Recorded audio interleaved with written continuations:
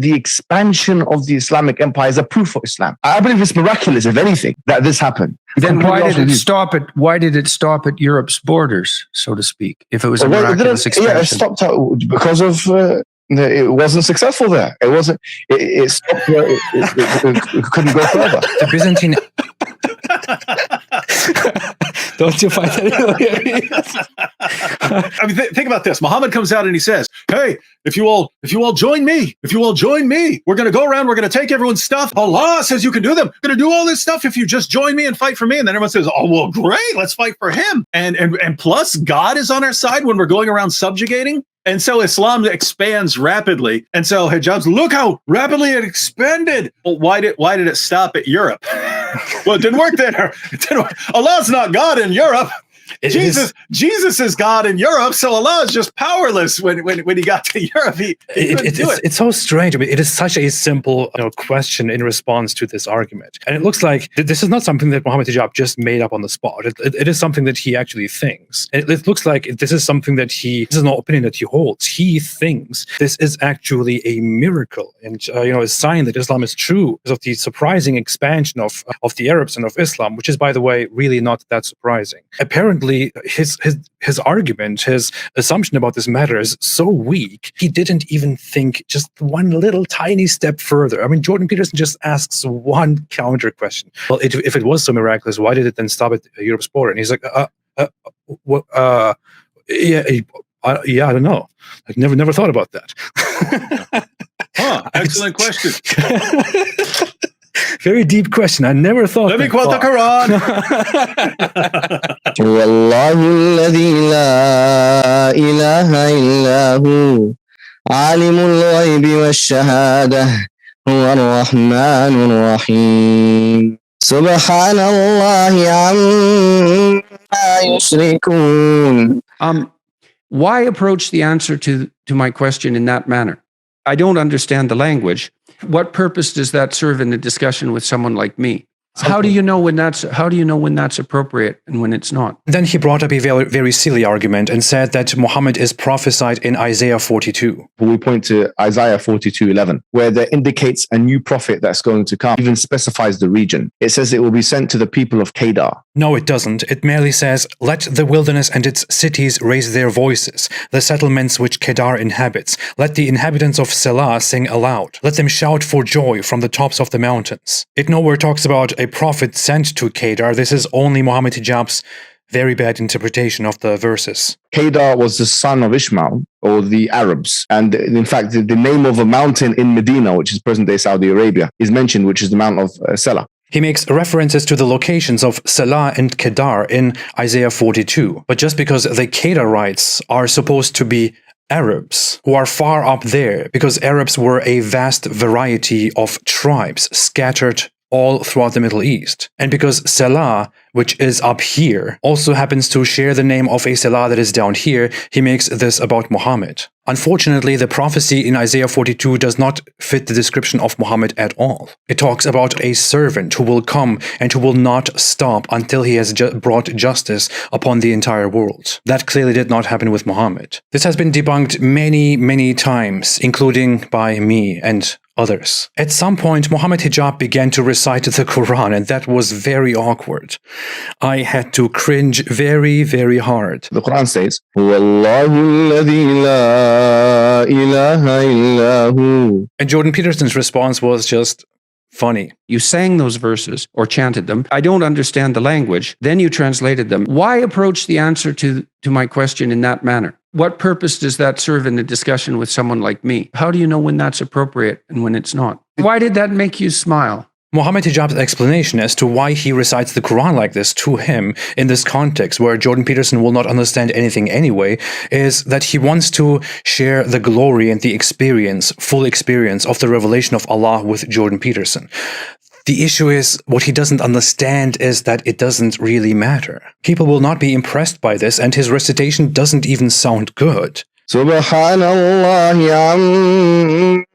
yushrikun. And this is not something that you're supposed to be doing. This is just something that he does out of nowhere. At around the 43rd minute, Mohammed Hijab made the claim that before the conquest of Mecca, all of Muhammad's wars were defensive. All of the wars that took place before the conquest of Mecca were defensive.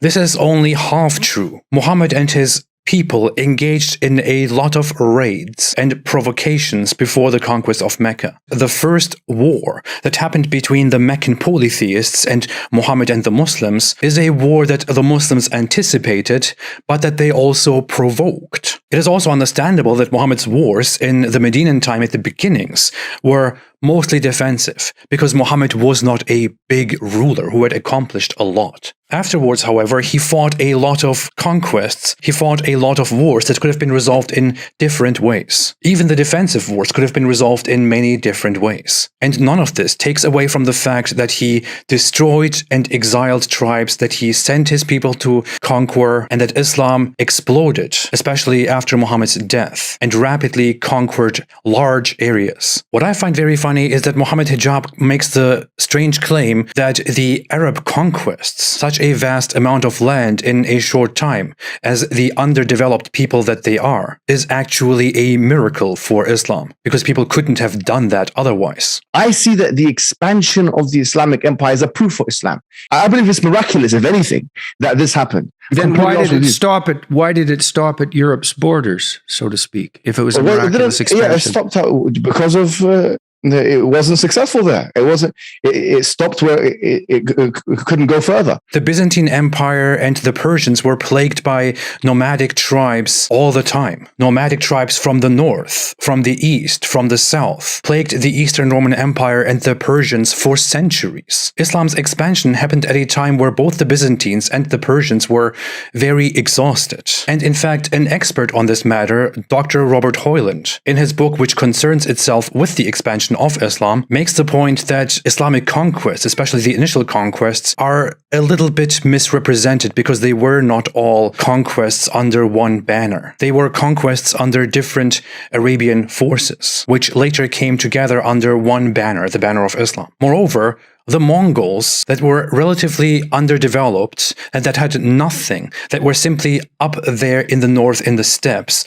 also invaded the world and brought empires to their knees, including the Islamic empires. Before them, the Huns did the same thing. The Avars did similar conquests. Nomadic tribes and people conquering their way through advanced civilizations is not something that is unique to the Arabs. The difference with Islam is that Islam came with a newly established religion, and thereby the conquered places in the world were unified through a religion. There's a reason for the meltdown, and that was a combination of a couple things. One was how horribly things went for him, especially when, with the famous holes in the narrative interview where he thought Sheikh Yasser Qadhi was going to affirm the perfect preservation of the Quran. And then Yasser Qadhi wouldn't say it because he didn't want to get shredded for pretending like there's only one Quran. And so he kept, hey, don't ask me this. Don't ask me this. You don't have this conversation in public. And this sort of unleashed the floodgates of why. And then you can find clips of Yasser Qadhi saying to popular audiences, yes, from the time of Uthman, there's never been one difference anywhere.